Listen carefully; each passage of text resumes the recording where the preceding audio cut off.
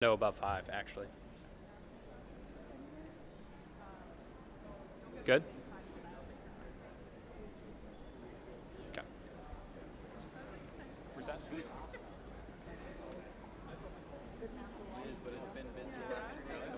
My checkpoint was one of the only ones that had issues. So I think that is another kind of annoying thing about Miami is because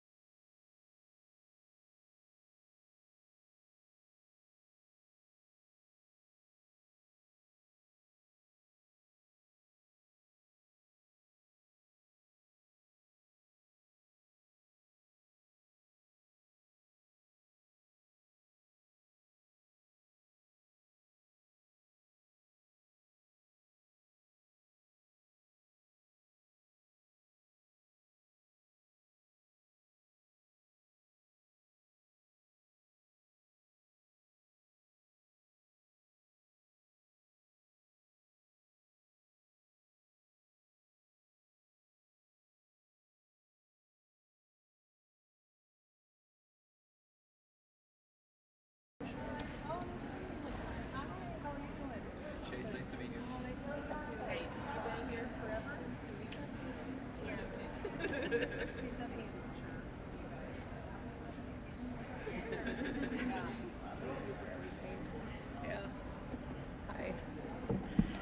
Good afternoon, everyone. I am Kristi Noem. I'm the Secretary of Homeland Security. Thank you so much for coming out today. We have some very exciting news to announce that today we have started a new no shoes policy with the Department, the Transportation Security Administration. TSA will no longer require travelers to remove their shoes when they go through our security checkpoints. This is something that I know for quite some time people have talked about and discussed, and we know that when President Trump was elected that he pledged to make life better for all Americans, and that includes those who are travelers going through our busy airports. We want to improve this travel experience, but while maintaining safety standards and making sure that we are keeping people safe as they go to take their vacations, travel for work, or spend time with their families. So we took a hard look at how TSA does its business, how it does its screening processes, and what we do to make people safe, but also provide some hospitality as well. Now, this is especially important to streamline the process and look at efficiencies that we can build in as we build up for some big events that are going to be coming here in the next 12 months here in the United States of America. As you all know, right now, we have the club championships going on. A lot of travelers and visitors are coming into the country, but next year we will also have the Olympics that will be in the United States of America.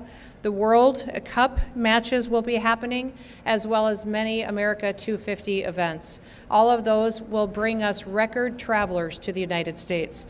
Many, many people will be on airlines traveling in and out of our airports, and it's important that we find ways to keep people safe, but also streamline and make the process much more enjoyable for every single person. TSA first implemented the no shoes policy in 2006, almost 20 years ago. And in those 20 years, since that policy was put in place, our security technology has changed dramatically. It's evolved. TSA has changed. We have a multi-layered, whole-of-government approach now to security and to the environment that people anticipate and experience when they come into an airport that has been honed and it's been hardened.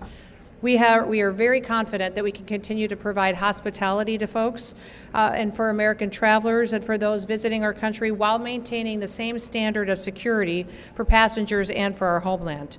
The key to our approach is layered security. Passengers will still pass through multiple layers of screening. They'll also go through identity verification, and in fact, TSA has recently experienced some fantastic success with implementing Real ID.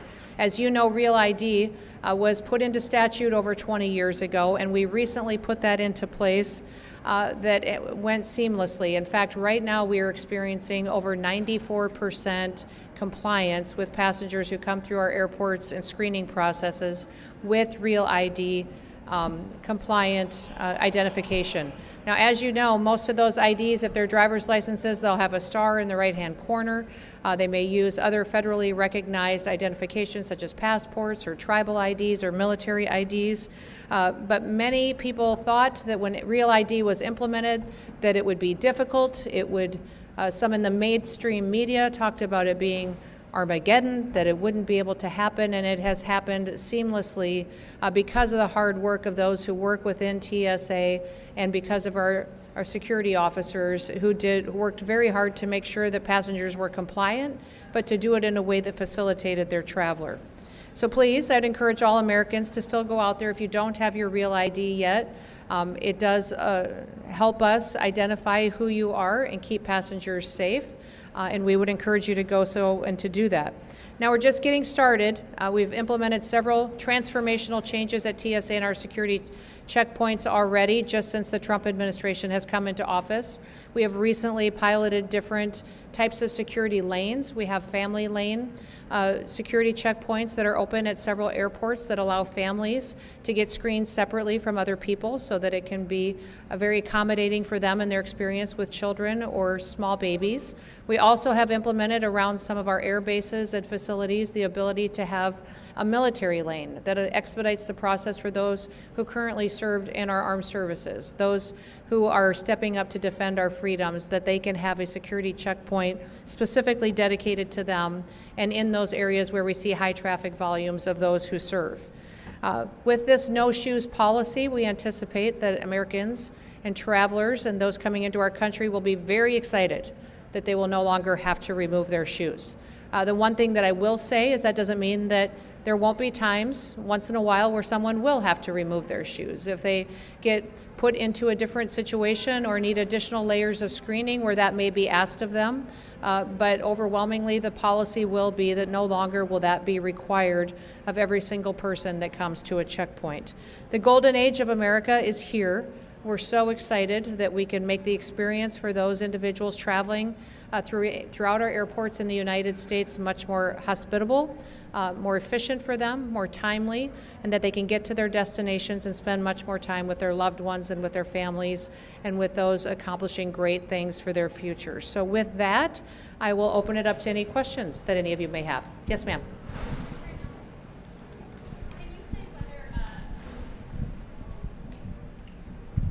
Thanks so much, Ellen from Bloomberg.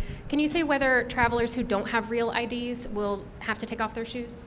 Yeah, that is not going to be specifically required for individuals who don't have real IDs. They still won't have to take off their shoes. If they do get flagged for a different reason or need additional screening, that may be required of them, but they won't be specifically identified as someone who has to remove their shoes. I do want to introduce behind me too as well, we have some fantastic TSA officers behind us, some employees working with TSA, and then also we have Ha and Adam who have been here working in leadership in TSA. That I've been so grateful for them in their out-of-the-box thinking at how we implement reforms and make this experience much more available for those individuals who are traveling through our airports. I'll come to you next. Good afternoon, Secretary Nicole Johnson from Reuters. Yes. Question, what recent changes to security equipment or threats data has offered you the assurance to make this change? We've gone back and looked at our security processes, looked at the efficacy of everything that we do, every screening process that we have to see what results it is giving us, what information it is giving us about travelers, and then our technologies, if it's giving us the information we need as far as the screening of individuals, whether it's magnetometers or whether it is processes where they're being identified by a TSO. So all of that has been evaluated to see what is affected, what should stay in place, and what should be removed to streamline the process. Yes. Hello. Roberto Macedonio for NTN 24. Ms. Secretary, I would like to ask you about President of Colombia, Gustavo Petro. He sent a letter to Donald Trump retracting his accusations about the U.S. government was doing a coup d'etat in Colombia. Do you have any opinion? That the president was doing what in Colombia? He was conspiring against the Colombian government to take them off of the power. This is what President Petro said about Marco Rubio. He sent a letter to Donald Trump retracting himself after these accusations. What do you think about that Petro did? Well, I won't speak to that today since we want to focus on the American security here at our airports today. But I know that President Trump is working very hard to build relationships with all countries in order to make sure that we are returning their citizens back home that may be in our country illegally committing crimes. We've had conversations on security agreements with Colombia, and I know that also trade negotiations have been ongoing with the country as well, and we're hoping for a better relationship there. Yes. Hi, Madam Secretary. Luke Bauer with ABC News. Can you talk a little bit about what the next steps are, what the timeline looks like, when this will be implemented, and then why now? What is the reasoning for this policy to be put in place now? And then I have an off-topic question. Well, as soon as President Trump came into office, he encouraged all of us as cabinet secretaries to evaluate every agency and department, see what we can do to save taxpayers money, keep more money in their pockets, to give them more opportunities to enjoy their freedoms and liberties, to keep them safe. And certainly that is my job as Homeland Security Secretary, to evaluate everything that we do and make sure that we're protecting American citizens here in our homeland. So in working with TSA, we've gone back and evaluated all of our security screening processes and looked at how effective they've been, if they've yielded the results that we want, what kind of technologies can we implement that will keep people safer. I'm excited about the fact that we have the big, beautiful bill that has been signed and put into law. That'll give us resources that we can continue to invest in new technologies. That gave us the opportunity to focus on exit lanes. We can implement technologies there, new screening processes that will help us screen your bags faster, make sure that when we're going through checkout lanes and security lanes that we have the ability to scan individuals. Potentially, if people choose to opt in, use biometrics to identify people quicker so that they have the ability to go through much more in a streamlined fashion. So all of those resources will be plugged into making this a much more efficient, safe, and I would say advanced security system than we've ever had before. But that is, I think, the key to all of government under President Trump's administration is that we evaluate everything that we do and make sure that it is something that is best serving the American people. And that's one of the reasons that you see this policy being implemented today. Yes. Hi, Sarah Ploss with CBS News. Yeah. A little bit of a two-part question for you. Sure. Is this an immediate nationwide rollout starting Yes. today? Yes. And then do you feel like immediately you have every airport nationwide has the capability to stop, a shoe bomb or whatever it might be right now from making it through security? We've gone back and evaluated this process and how we screen individuals and looked at the efficacy of it and making sure that everything that we do matters. And if it is something that is beneficial, that helps us in the screening process, we will continue to do it. So there will be individuals at times that will be asked to remove their shoes.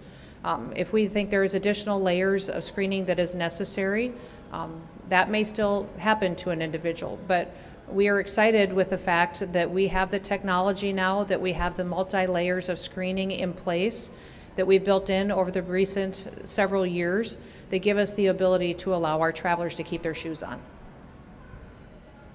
Yes. Hi.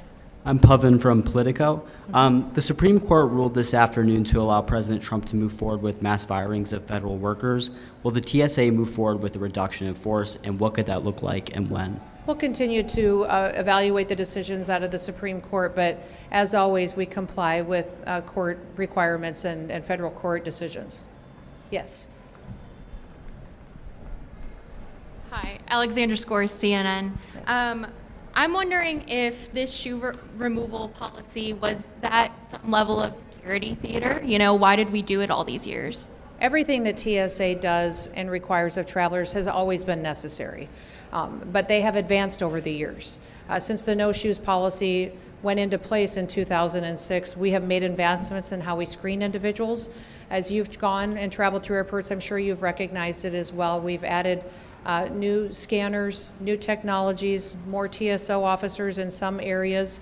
If the Real ID compliance allows us another layer of security, knowing who's going through our checkpoints and who isn't, you'll still see dogs being used to be able to check different bags and individuals as they go through. So all of those processes give us the ability to allow travelers now to keep their shoes on. Yes, follow up.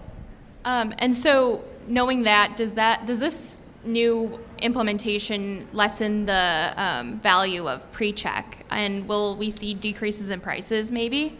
I believe PreCheck will still be something that many travelers will want to utilize because when they have TSA PreCheck, they won't have to take off their belt or their coat or remove things out of their bag such as laptops or compliant liquids.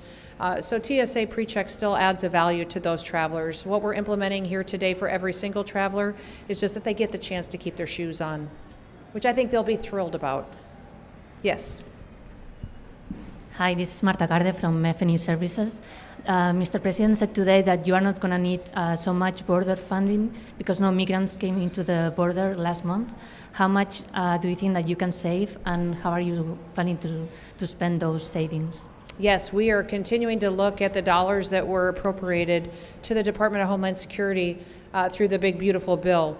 And the border wall still needs to be finished as far as infrastructure. And also, when the last border wall was built during the first Trump administration, the structure was completed, but the technology around it was not fully implemented. So we still need to deploy a lot of the surveillance, the cameras, and the ability to have the kind of security system in place around the wall to make sure that we truly have a secure border far into the future. So we'll evaluate that, and absolutely the President is encouraging everyone to not just look at the dollars that were appropriated, but how can we save as much as possible that doesn't need to be spent and be accountable to the taxpayers. Other questions? Yes. Each airport has different equipment with varying capabilities. How will you be sure that every airport in the U.S. has the necessary technology it needs? We've evaluated the equipment that every airport has and are fully confident at the no shoes policy that we still have the security needs in place at every single checkpoint. I think you'll be excited to hear, though, that we have the ability now to implement even more technologies. And we will be piloting several different security checkpoints across the nation at different airports that will allow individuals to come in through a security checkpoint and maybe not even have to interact with officers at all, walk through machines, keep their bag with them, not remove laptops. All of those are technologies that we're exploring right now that we could put into place. And I think over the next 6 to 9 months, you will see across the country pilot lanes and security checkpoints that will give us even more advancements and make this security process much more streamlined for the traveler. Yes. With the new technology you're talking about, is there any plan to take a look at the liquid rules or any other rules like that? And I would say that every rule is being evaluated. All of you have traveled, and all of you know that sometimes the checkpoints can be cumbersome and unpredictable based on what the situation is there. And so with removing your technology, the liquids, your belts, your coats, your shoes, all of them are being evaluated and looked at, but it can only be accomplished if we have the adequate technology to make sure we're doing this safely and still keeping our systems hardened against those who would wish to perpetuate criminal activity against our airlines or those who would travel in our airways. So we'll continue to look at them, but no announcements made in those areas today. One more question. Yes, sir. Well, we'll do two because I saw both of you, so we'll do those two. Ethan Beck, Washington Post. Earlier today, a Border Patrol agent in Van Nuys, California, said that 3 individuals had been arrested for attempting to disable vehicles, that they'll face felony charges. I'm sorry, I can't hear you. You want to say that again? Yeah. A U.S. Border Patrol agent in Van Nuys, California, said that 3 individuals had been arrested for attempting to disable vehicles, and that they'll face felony charges. Can you confirm which agency actually arrested them and the charges filed? I can't confirm that for you, but I will follow up with you on that. Yes. And I do want to remind everybody that when it comes to security, I'm very grateful for all of our law enforcement officers, for our security officers here that work with TSA as well, for what they're doing to protect the American homeland. We live in times where individuals are choosing to attack law enforcement officers while they're doing their duties. In fact, we've seen a 700% increase in violence against some of our law enforcement officers in recent months. I'd encourage everybody in America to go out and to thank a law enforcement officer, someone who serves to keep our country safe. They do hard work. They spend hours a day. Many of the individuals behind me spend many hours dealing with tired individuals traveling who haven't been home for a while, living out of suitcases, and they're very patient and wonderful. If we have an opportunity to thank them for what they're doing, that would be a wonderful thing that we could do. And yes, did you have a question? Yes. Final question. Evan Kozol from Spectrum News. Quick off topic about farmers. Sure. So many of them rely on unauthorized workers. Has there been any discussion about some sort of program to transition them towards H-2A so that these farmers aren't left without labor? No, some of the discussion when working on some of our labor force in the country, and especially in regards to farmers, under the Department of Homeland Security, I, as a secretary, have the authority to go forward and to administrate H-2A visas. And so we'll be working on those and making sure that we're helping to meet the needs of the labor force that farmers and ranchers need across this country. As you all know, food security is a national security issue. It's imperative that we grow our own food in this country so that we rely only on ourselves for that. The day another country grows our food for us is when they control us. So we care very much about farmers. We care very much about every worker in this country. But number one, this president cares about upholding the law. And we will be a nation of laws that will make sure that the laws are applied equally to everyone, and that we no longer, like the previous administration, pick winners and losers and decide what law we're going to enforce and who it applies to. All right, well, thank you so much, and we will be around for a little bit if any of you have follow-up questions. And thank you once again to Adam and to Ha for all their hard work in making sure that we're continuously evaluating the travel experience for every single person coming through our airports. I think most Americans will be very excited to see that they get to keep their shoes on, and it will be a much more streamlined process going forward. Thank you. Have a wonderful day.